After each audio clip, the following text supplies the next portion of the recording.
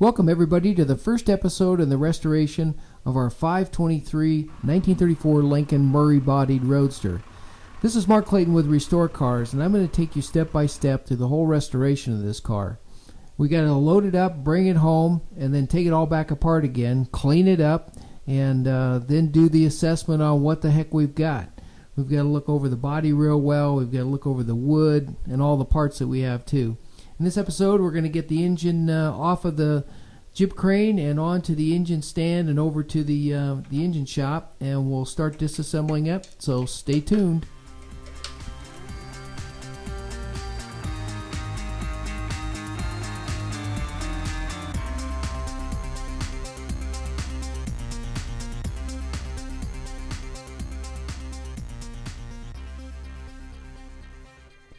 Well, this is how I bought the car. We found this car through a letter from an older gentleman, and we went up to Boulder, Colorado. It's not far from where I live, and we bought this car.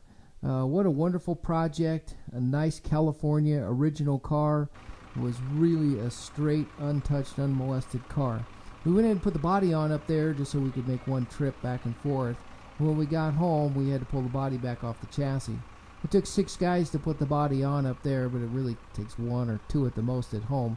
Thanks to our Pettibone reach forklift. If we had 6 guys here, we could do it the same way, but this makes it so much easier. We just lift it off and run around our main building over to the body shop and put it on a cart.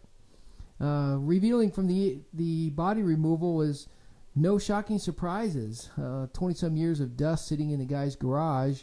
But this chassis is unmolested, untouched, never been hit, never been tapped, almost zero rust in it, just a little bit at the battery box, so we might as well blast it off here and get rid of that dust and figure out what the heck we got. So we just use a Hotsy and go out there and clean off the dirt. In this case, there was almost no grime or anything like that, so it was easy fodder for us to just go out there and clean it off.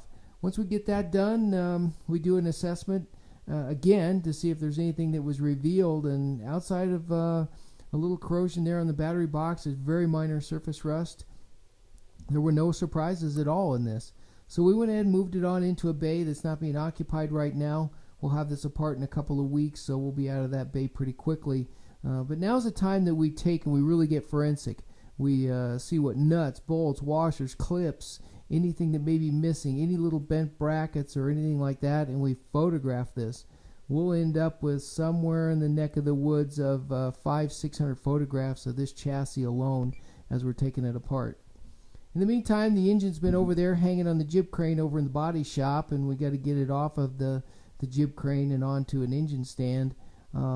Just a couple of quick notes on 34 Lincolns. He's got a set of cast iron heads on it, and he's got a pan on it, an oil pan that I have never seen before. I don't know what this is. I do have other 34 oil pans, but you see this one comes short of the front, so we have to determine what we need to do there. So it's over to the machine shop with the engine. In the meantime, we got the engine on the cart, and we're going to go through it and make sure of what we've got here. We've checked the wood top and bottom to see if I've got any rotten wood or any problems with the body, and it looks super straight and super nice. I still got all the original wiring in it. It's got most all the original clips and fasteners that we need in it, so I'm really excited about the body, except for this. If I'm really nice to the guys, maybe they'll go out there and clean up this mess.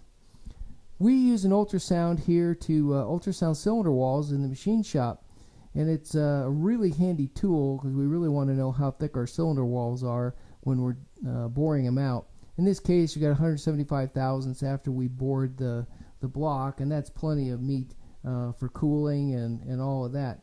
But this tool is also really good for assessing the thickness of the material that they put on a body. Uses an ultrasound wave, goes in and measures different densities, so we can tell how much primer they put on this thing. The body was super clean, as you can see in the photos. They used PPG K200 with a base coat clear coat Deltron on top. 39 thousandths thick there. 44 thousandths thick there. 54 thousandths thick there. 72 thousandths thick there, which is normal. It gets thicker as you get toward the bottom. 39 thousandths thick there. And up here where we have a crack, it's a little harder to measure because it's on a severe curve. It's hard to read it. 33, 34 thousandths thick. I'll have to find out why that thing is cracked there. Well, let's assess the paint on this body a little bit and see what we're going to do with it. I cleaned the thing up enough that I can see what's going on with the paint underneath, and we already noticed the crack that was in the paint right here when we were doing the probing with the ultrasound. If this job did not have any problems such as blemishes, lifting, cracks, you know, all that kind of stuff, I would say that we would just block it down and go and use it as our base.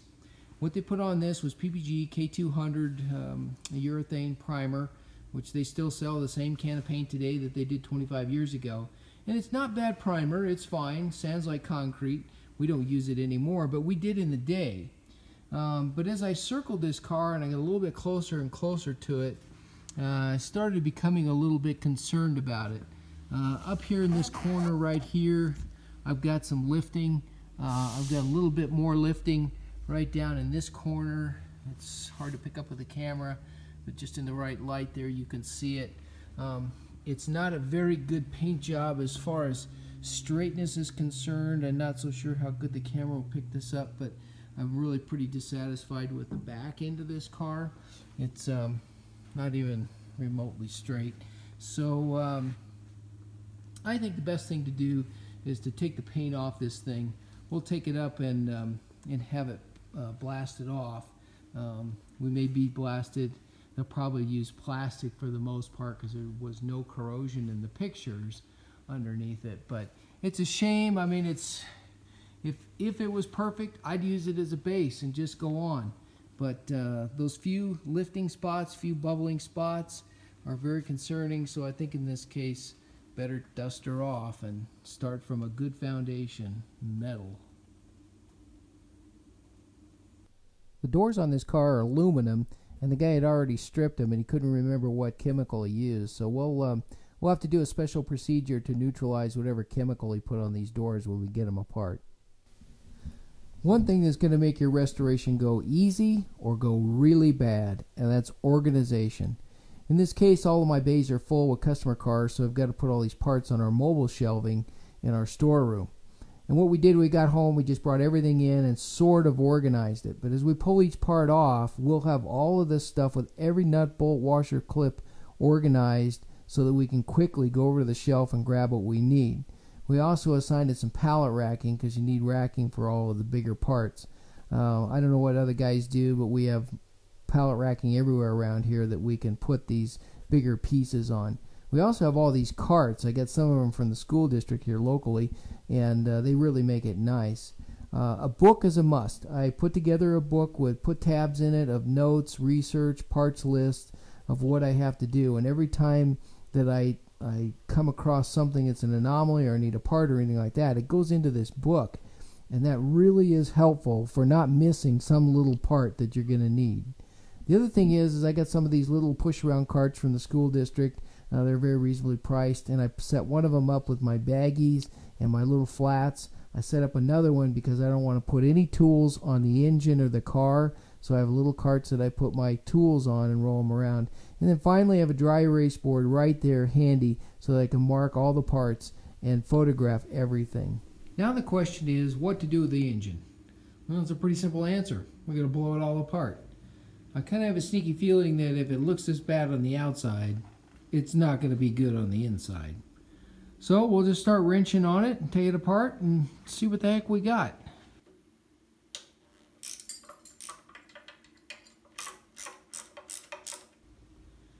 I want to try and show you guys something here. I hope this works. I got a new gadget to hold my cell phone on this video. The very first part I took off of this engine is a problem. These manifolds are supposed to be flat. The top piece is flat. When I dropped it off of there, the first thing I saw was all of this leaking past the gaskets, and Here's the gaskets. It's a miracle they didn't break these manifolds. By tightening these down on such an uneven surface, you break the ears right off the manifold. So I have a sneaky feeling this is going to be a bad project all the way around, but hopefully it'll go better, and hopefully they didn't break the manifolds on down. If they surface these manifolds down here where it meets the block, and they take off too much material, well then these manifolds get further and further away from each other, then this stuff doesn't line up down here, and if it's an uneven surface, then this isn't even here, so you can run into a lot of problems. On that last Lincoln that I was videoing, it took me a day and a half to get all of this stuff squared up and straight. Another complication, these manifolds haven't been porcelainized again, but when they re-porcelainize them, they warp them. It can be 6/1000ths, it can be 76/1000ths. If you have a good guy like Tom up at Prairie Auto Porcelain, he does a great job in tying these things down, and he keeps them as straight as humanly possible. Then when I surface them straight, we have very little loss and alignment problems. But this has all got to be fitted, and it takes time to do it. So pay special attention on these V engines that all these manifolds don't get off like this one does, because it's going to create a lot of problems. As long as we're working on these manifolds, it may be a good time to talk about the design of these old cars, and the carburetors are designed to atomize the fuel. Back in the day when these cars were new, we were looking at about 45 octane in the fuel, and in order to get it to atomize, they needed three things. They needed the fuel to be broken up into little teeny particles, which is the jet that does that. They needed a venturi and a partial vacuum, which breaks that particle up even to a smaller particle. And then the other thing they needed is they needed heat. And heat came from these risers, like here and up here on the Lincoln design, but it's on most cars, they all have that.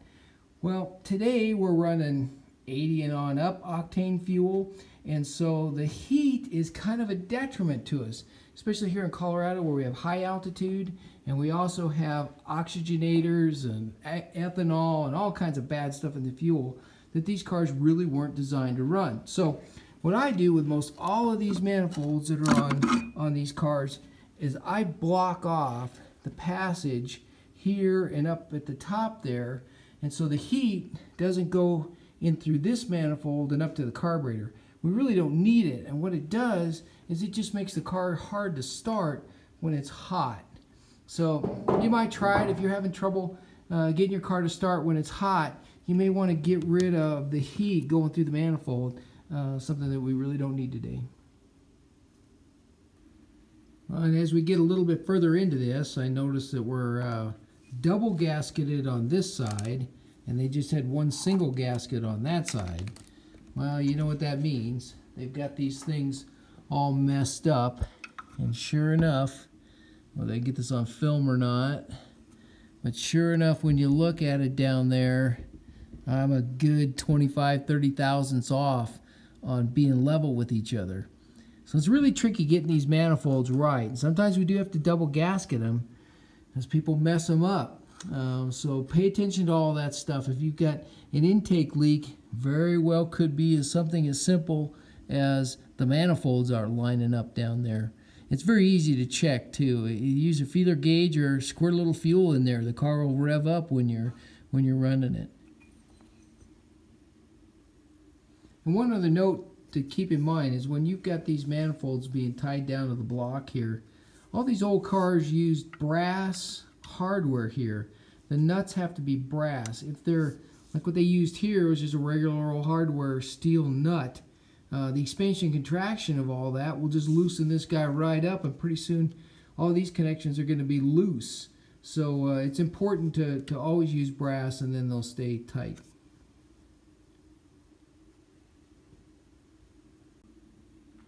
I don't know whether I'll be able to pick this up or not, but this engine had been sitting since, I don't know, late 1990s, something like that. All rebuilt, $22,000 the guy spent on rebuilding it. And look at this. Look at all the junk down in the ports after I removed the manifolds. So if you guys get something that says, oh yeah, it's been all rebuilt, all's good to go, maybe you ought to investigate it just a little bit further, because you're liable to find a bunch of garbage down in your ports. These so happen to be in the exhaust port, so it would have made a heck of a lot of difference. But it very easily could have been the intake ports too, because the carburetor was off of this thing. Or the carburetor was on it, but there was nothing really plugging it up on top. So, man, unbelievable. But this is kind of the norm of what we get. It's abnormal when you get something that's really good. If you get that engine that the guy says all freshly rebuilt, ask for the build sheets. Has it been blueprinted? You want the receipts of the parts, photographs of everything that they did, and the dyno runs. Then you might have an engine that's good. I have a sneaky feeling this one's going to be bad. Well, we got down to the valve covers, and nothing horrible bad. Something about Lincoln metal, it rusts really quick. And so being in dry Colorado, it did pretty well. Got a little bit of rust right here on this lifter housing. And if we look carefully, I don't know whether I can get it on film, we've got some rust starting on our stems right there, which would be very bad because the valves are going to stick. So good thing we opened it up. It's, you know, but not horrible bad.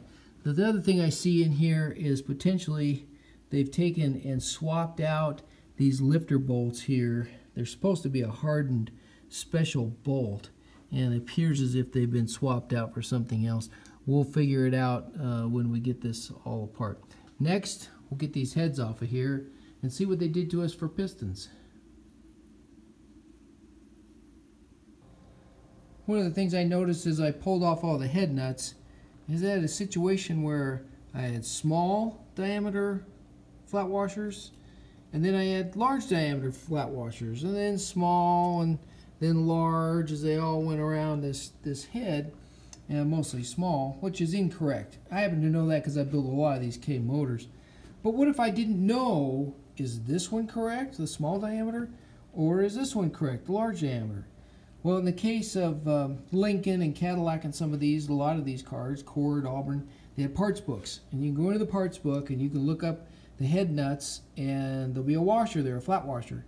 In the case of a Lincoln, they give you the dimension of this ID, OD, and thickness. So there you go. Or you can call my friend Charles Collier at Packard Twin 6, and he'll just send you out the right stuff. It's a fabulous resource.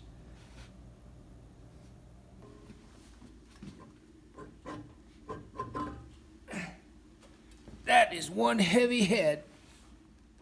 Well, what kind of surprises are we going to have here?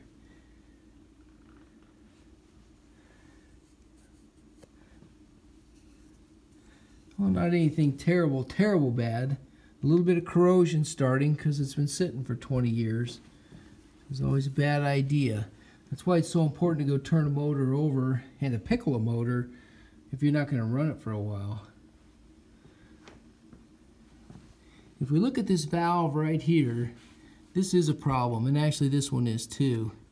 You see how far down in the block that thing is sunk? Well, it's going to hurt your performance. I don't know why. This one's much better. This one here sunk way down in there. This one here sunk way down. Looks like for some reason these exhaust valves are sunk down in there further. The intakes don't look quite as bad, but we definitely have an issue there. We may have to put seats in this block and bring all those valves up to where they should be.